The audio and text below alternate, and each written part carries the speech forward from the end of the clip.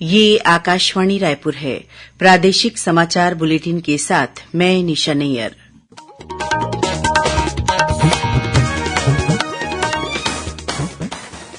अब पेश है आज के मुख्य समाचार। अयोध्या में कल राम मंदिर प्राण प्रतिष्ठा के लिए व्यापक प्रबंध। प्रधानमंत्री नरेंद्र मोदी के पहुंचने से पहले अयोध्या में तैयारियां अंतिम चरण में। श्री रामलला के प्राण प्रतिष्ठा समारोह को लेकर छत्तीसगढ़ में भी उत्साह का माहौल। 21,000 दीपों से जगमग होगा चंदखुरी स्थित कौशल्या धाम।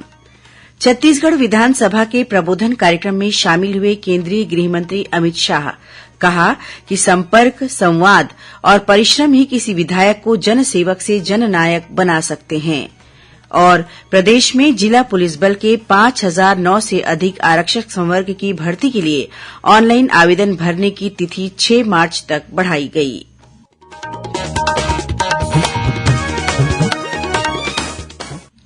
अब समाचार विस्तार से।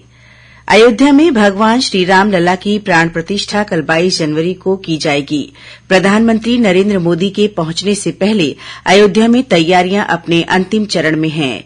प्राण प्रतिष्ठा समारोह से पहले धार्मिक अनुष्ठान का भी आज अंतिम दिन है। इस बीच प्रधानमंत्री ने आज भगवान श्रीराम को समर्पित 3 भजन साझा किए हैं। कई सोशल मीडिया पोस्ट में प्रधानमंत्री श्री मोदी ने अनुराधा पौडवाल द्वारा गाए गए राम भजन की सराहना करते हुए कहा कि रामलला के जीवन और महिमा से संबंधित भावनाएं भाव विभोर करने वाली हैं। श्री मोदी ने शंकर महादेवन द्वारा रचित राम गीत को साझा करते हुए कहा कि यह गीत भक्तों के बीच उत्साह को दर्शाता है। प्रधानमंत्री ने भार्गवी वेंकटराम द्वारा भगवान श्रीराम पर एक तमिल गीत की मधुर प्रस्तुति की भी साझा की। इधर छत्तीसगढ़ में भी कल अनेक कार्यक्रम आयोजित किए जाएंगे। रायपुर स्थित माता कौशल्या धाम चंदखुरी में पर्यटन विभाग द्वारा रामोत्सव मनाया जाएगा। महोत्सव के तहत मंदिर परिसर में 21,000 दिए जलाए जाएंगे। इस कार्यक्रम का शुभारंभ पर्यटन मंत्री बृजमोहन अग्रवाल करेंगे। वहीं सांसद सुनील सोनी और आरंग विधायक गुरु खुशवंत साहेब मौजूद रहेंगे। माता कौशल्या धाम मंदिर समिति द्वारा आयोजित इस कार्यक्रम में मानस गायन और सांस्कृतिक कार्यक्रम के अलावा विशेष डाक आवरण विमोचन कार्यक्रम भी आयोजित किया गया है।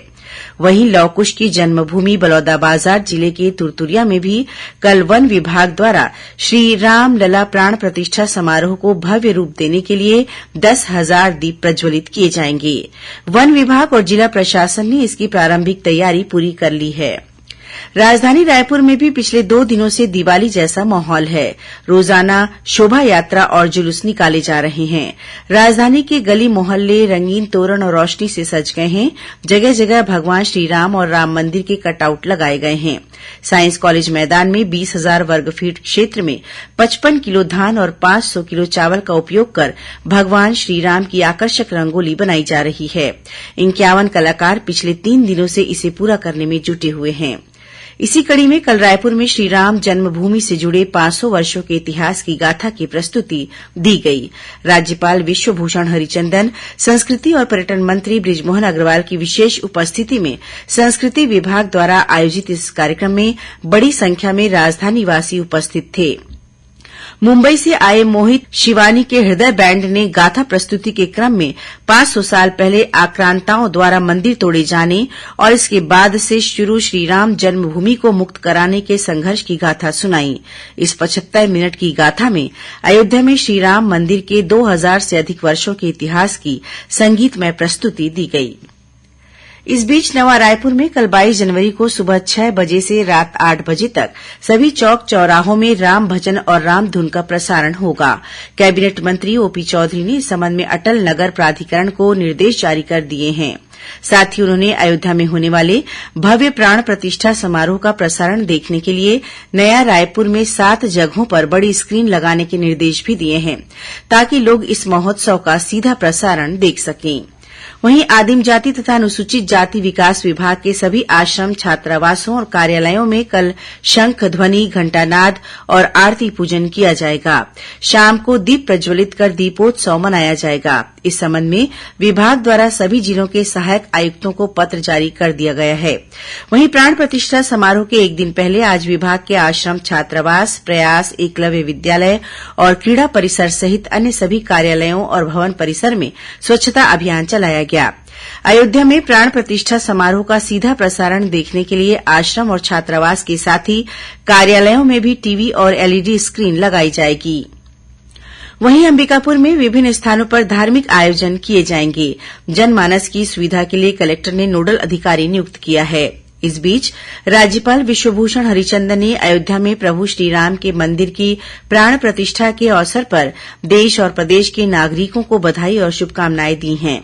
राज्यपाल ने लोगों से अपील की कि वे इस दिन अपने घरों में दीप जलाकर उत्सव मनाएं और दीपदान करें। स्थानीय मंदिरों में भी समारोह आयोजित करें। राज्यपाल ने कहा कि ऐसे सामूहिक प्रयासों के माध्यम से हम एकता और सद्भावना को बढ़ाने का प्रयास कर सकते हैं। धमतरी जिले में प्रधानमंत्री जनमन योजना के तहत कुड़िया दिवस के मौके पर कल 122 बसाहटों में आवास की नींव रखी गई। इस कार्यक्रम में कलेक्टर सहित क्षेत्र के जनप्रतिनिधि और अधिकारी शामिल हुए। अपने घर की नींव रखने के मौके पर अधिकारियों और जनप्रतिनिधियों को अपने बीच पाकर कमार जाति के लोग काफी उत्साहित नजर आए। प्रधानमंत्री जनमन योजना के तहत कल्लेमेटा गांव में सबसे पहले आवास की नींव साधु राम के घर रखी गई। इसके बाद अन्य हितग्राहियों के घरों में जाकर भूमि पूजन किया गया। कुड़िया दिवस के मौके पर धमतरी, मगरलोड और नगरीय विकासखंड के 122 बसाहटों में रहने वाले 716 कमार परिवारों के घरों की नींव कलेक्टर, डीएफओ सहित अन्य अधिकारियों की मौजूदगी में रखी गई। केंद्रीय गृह मंत्री अमित शाह ने कहा है कि संपर्क, संवाद और परिश्रम ही किसी विधायक को जनसेवक से जननायक बना सकते हैं। आज छत्तीसगढ़ विधानसभा परिसर में नवनिर्वाचित सदस्यों के लिए आयोजित प्रबोधन कार्यक्रम को संबोधित करते हुए श्री शाह ने कहा कि विधायक का जनता से सतत संपर्क और संवाद बने रहना चाहिए। साथ ही उनको अपने क्षेत्र के विकास के लिए निरंतर परिश्रम करते रहना चाहिए। उन्होंने कहा कि प्रभावी विधायक बनने के लिए 3 प्रकार की दायित्वों का निर्वहन करना जरूरी होता है। पहला, क्षेत्र का दायित्व, दूसरा, पार्टी की विचारधारा का दायित्व और तीसरा, राज्य की प्रगति के प्रति दायित्व। केंद्रीय मंत्री ने कहा कि इन तीनों दायित्वों के लिए समय और ऊर्जा देनी पड़ती है। श्री शाह ने सदस्यों को क्षेत्र की समस्या के प्रभावी निराकरण के लिए मार्गदर्शन देते हुए कहा कि प्रशासन के साथ टकराव से क्षेत्र का विकास नहीं हो सकता है, बल्कि समस्या का अध्ययन कर और प्रशासनिक नियम और प्रक्रिया के तहत पहल करने से ही समस्या का निराकरण हो पाता है। उन्होंने कहा कि विधायक को जनता और सरकार के बीच की कड़ी बनना चाहिए। श्री शाह ने कहा कि चाहे कितना भी अनुभव हो, लेकिन हमेशा सीखते रहना ही सफलता का मूल मंत्र है। इस अवसर पर मुख्यमंत्री विष्णुदेव साय और संसदीय कार्यमंत्री बृजमोहन अग्रवाल भी उपस्थित थे। इससे पहले प्रबोधन कार्यक्रम को संबोधित करते हुए अतिथि वक्ता के रूप में विधायक अजय चंद्राकर ने प्रश्नकाल का महत्व, प्रश्नों के प्रकार, आधे घंटे की चर्चा, विषयों के संबंध में विस्तृत जानकारी दी। वहीं कार्यक्रम के द्वितीय सत्र में पूर्व विधानसभा अध्यक्ष डॉ प्रेम प्रकाश पांडेय ने विधायकों को बजट बनाने की प्रक्रिया, उसके प्रकार तथा निर्धारण के बारे में विस्तार से जानकारी दी। उन्होंने बजट को लेकर विधायकों की जिज्ञासा को भी शांत किया। उपराष्ट्रपति जगदीप धनखड़ ने कहा है कि पक्ष और विपक्ष के विधायकों में लगातार संपर्क और सामंजस्य होना चाहिए, तभी लोकतंत्र फलेगा फूलेगा और सकारात्मक परिणाम देगा। विधायक सदन में प्रतिद्वंदी नहीं है, वहां सौहार्दपूर्ण वातावरण होना चाहिए।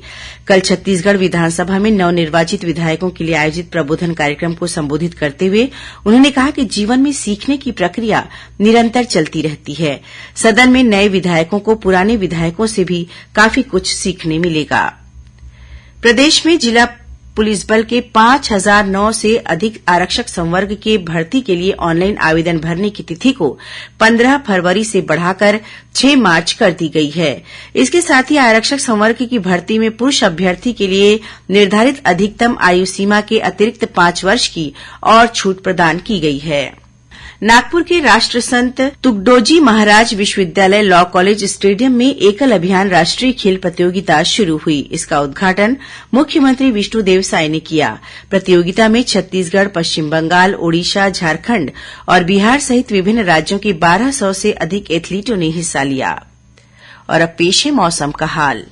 प्रदेश में आज रायपुर, दुर्ग, राजनांदगांव सहित कई जिलों में बारिश हुई। देर रात शुरू हुआ बारिश का दौर रुक रुक कर सुबह तक जारी रहा। बेमौसम बारिश से ठंड बढ़ गई है। मौसम विभाग के अनुसार बंगाल की खाड़ी से नमी आने के कारण आज बादल छाए रहे और मध्य छत्तीसगढ़ में गरज चमक के साथ वर्षा दर्ज की गई। प्रदेश में कल दक्षिणी छत्तीसगढ़ में 1-2 स्थानों पर हल्की वर्षा होने की संभावना है। साथ ही आंशिक रूप से बादल छाए रहेंगे। वहीं मध्य छत्तीसगढ़ में सुबह कोहरे की स्थिति बनी रहेगी। और अब कुछ खबरें संक्षेप में। वित्त मंत्री ओपी चौधरी ने उप मुख्यमंत्री अरुण साव की उपस्थिति में लोक निर्माण, लोक स्वास्थ्य यांत्रिकी व नगरीय प्रशासन विभाग के बजट सत्र को लेकर विभाग के वरिष्ठ अधिकारियों के साथ चर्चा और समीक्षा बैठक की। जशपुर जिले के 44 मेधावी विद्यार्थी अगले महीने आंध्रप्रदेश के श्रीहरिकोटा स्थित सतीश धवन अंतरिक्ष केंद्र के निःशुल्क शैक्षिक भ्रमण पर जाएंगे। विद्यार्थी केंद्र के वैज्ञानिकों से मुलाकात भी करेंगे। और सुकमा जिले के बुरका लंका इलाके में गश्त के दौरान डीआरजी और कोबरा बटालियन के जवानों को माओवादियों का एक कैंप ध्वस्त करने में सफलता मिली है। सुरक्षा बलों ने कैंप में रखे अन्य सामान को भी नष्ट कर दिया है। अंत में मुख्य समाचार एक बार फिर। अयोध्या में कल राम मंदिर प्राण प्रतिष्ठा के लिए व्यापक प्रबंध। प्रधानमंत्री नरेंद्र मोदी के पहुंचने से पहले अयोध्या में तैयारियां अंतिम चरण में। श्री राम लला के प्राण प्रतिष्ठा समारोह को लेकर छत्तीसगढ़ में भी उत्साह का माहौल। 21,000 दीपों से जगमग होगा चंदखुरी स्थित कौशल्या धाम। छत्तीसगढ़ विधानसभा के प्रबोधन कार्यक्रम में शामिल हुए केंद्रीय गृहमंत्री अमित शाह कहा कि संपर्क, संवाद और परिश्रम ही किसी विधायक को जनसेवक से जननायक बना सकते हैं। और प्रदेश में जिला पुलिस बल के 5,009 से अधिक आरक्षक संवर्ग की भर्ती के लिए ऑनलाइन आवेदन भरने की तिथि 6 मार्च तक बढ़ाई गई। इसी के साथ प्रादेशिक समाचार बुलेटिन समाप्त हुआ। नमस्कार।